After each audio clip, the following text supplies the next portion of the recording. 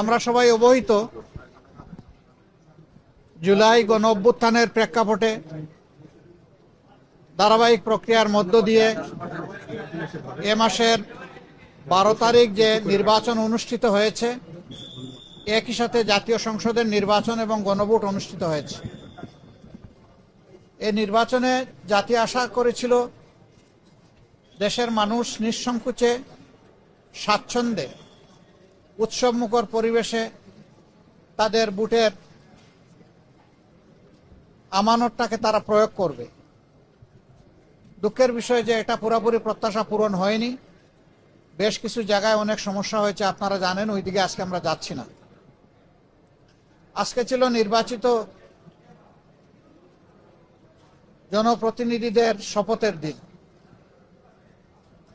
আমাদেরকে চিঠি দেওয়া হয়েছিল গতকাল গভীর রাতে, যেটা আমাদের জন্য কিছুটা অস্বস্তিদায়ক ছিল। তারপরে আমাদের নাগরিক দায়িত্ব হিসাবে দেশবাসীর প্রতি সম্মান রেখে আমরা এসেছিলাম শপথ নিতে। ইতিপূর্বে বেশিরভাগ ক্ষেত্রেই আমরা লক্ষ্য করেছি একই দিনে একই সময়ে শপথ অনুষ্ঠান অনুষ্ঠিত হতো। এবারে বোধহয় আপনারা তার ব্যতিক্রম লক্ষ্য করেছেন। সরকারি দল আমাদের আগে তারা শপথ নিয়েছেন। আমাদেরকে সংসদ সচিবালয় থেকে যে পত্র বা চিঠি দাওয়াতনামা দেওয়া হয়েছিল, সেখানে 2টি শপথের কথা উল্লেখ ছিল। বলা হয়েছিল সংসদ সদস্য হিসাবে আমরা প্রথমে শপথ নিব, একটা সাদা ফর্ম আমাদেরকে বিলি করা হবে, প্রয়োজনীয় লেখাজোখা শেষ করে আমরা সেটা জমা দেব। আরেকটা শপথ হবে জুলাই চার্টার এবং গণভোটের যে প্রজ্ঞাপন হয়েছিল তার ভিত্তিতে সেই শপথটা গণভোটের শপথ, সংস্কারের শপথ। এইখানে সংস্কার পরিষদ সদস্য হিসাবে আমরা আরেকটা শপথ নেব। আমরা হলে প্রবেশ করার পরে সংসদ সচিব আমাদেরকে জিজ্ঞেস করলেন যে স্যার, সকালবেলা সরকারি দল তারা শপথ নিয়েছেন, তারা শুধু সংসদ সদস্য হিসাবে শপথ নিয়েছেন, আপনারা কি করবেন? আমরা তখন বললাম যে আমরা 2টিরই শপথ নিতে এখানে এসেছি। আমাদের তো গভীর রাতে আপনারা দাওয়াতনামা পাঠিয়েছেন, তারপরে আমাদের কোনো কনসার্ন থাকলে আগেই আমরা জানাতাম। আমরা কেন 2টা শপথ নিলাম, ওনারা কেন একটা নিলেন? ওনারা কেন নিলেন তার ব্যাখ্যা ওনারা দিয়েছেন। আমরা যে ব্যাখ্যাটা দিতে চাই, আমরা মনে করি যে 26-এ কোনো নির্বাচন হওয়ার কথাই ছিল না। এই 26 সালের নির্বাচনটা হয়েছে 24-এর গণ অভ্যুত্থানের কারণে। আমরা গভীর শ্রদ্ধার সাথে যাদের কারণে আজকের এই নির্বাচন, আজকের এই সংসদ, আমি তাদেরকে স্মরণ করছি, যারা জীবন দিয়ে দুনিয়া থেকে বিদায় নিয়েছেন, আল্লাহ তাদেরকে শহীদ হিসাবে কবুল করুন।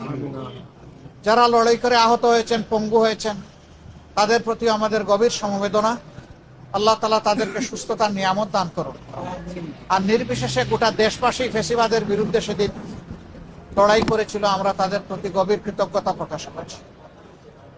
সম্মানিত সাংবাদিক বন্ধুগণ, আমরা আজকে হয়তো শপথ নিতে ভিন্ন চিন্তা করতে পারতাম, কারণ জুলাইয়ের আকাঙ্ক্ষা এবং গণভোটের রায়, এই 2টার প্রতি সম্মান দেখানো রাজনৈতিক দল হিসাবে আমাদের পবিত্র দায়িত্ব আমরা গণ্য করেছি।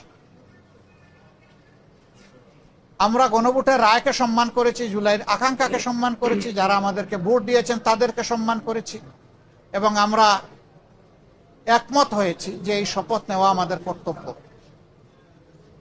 তবে আমরা মনে করি সরকারি দল শপথ না নিয়ে তারা জুলাইকে উপেক্ষা এবং অবজ্ঞা করেছেন। এতে জন আকাঙ্ক্ষার বিপরীতে তাদের অবস্থান বলে আমরা মনে করি। সংস্কারের বিপরীতে তাদের এই অবস্থান স্পষ্ট।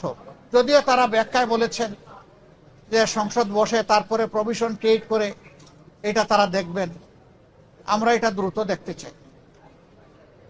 যদি তারা জুলাইকে সম্মান করেন, যদি সংস্কারকে তারা ধারণ করেন, যদি আজকে যিনি প্রধানমন্ত্রী শপথ নেবেন তিনি নিজেও নির্বাচনী ক্যাম্পেইনে গিয়ে বলেছেন যে আপনারা গণভোটে হা বলুন, যদি এর প্রতি তারা শ্রদ্ধাশীল হন, আমরা মনে করি তারা ওই শপথটাও নেবেন। কার কাছে শপথ নেবেন সে দাবি আমরা করব না। ওনাদের পছন্দ মতো অ্যাপ্রোপ্রিয়েট অথরিটির কাছে ওনারা নিতে পারেন, আমাদের কোনো অসুবিধা নেই। কিন্তু আমরা দেখতে চাই জুলাই সম্মানিত হয়েছে এবং জুলাই স্বীকৃত হয়েছে। জুলাইকে অসম্মান ও শ্রদ্ধা করে স্বীকৃতি না দিয়ে 26-এর এই পার্লামেন্ট নিশ্চয়ই কোনো গৌরবের আসনে বসতে পারবে না। আমরা আশা করেছিলাম তারাও শপথ নেবেন দুইটা, আমরাও নিব দুইটা সকালবেলা। তারপরে তারা আমাদেরকে অথরিটির পক্ষ থেকে দাওয়াত করেছিলেন বিকালের অধিবেশনে, যেখানে মন্ত্রী পরিষদের শপথ হবে। ভালো মানের রডের থেকেও 12% অধিক শক্তিশালী। আকিজ ইস্পাত, কমিটেড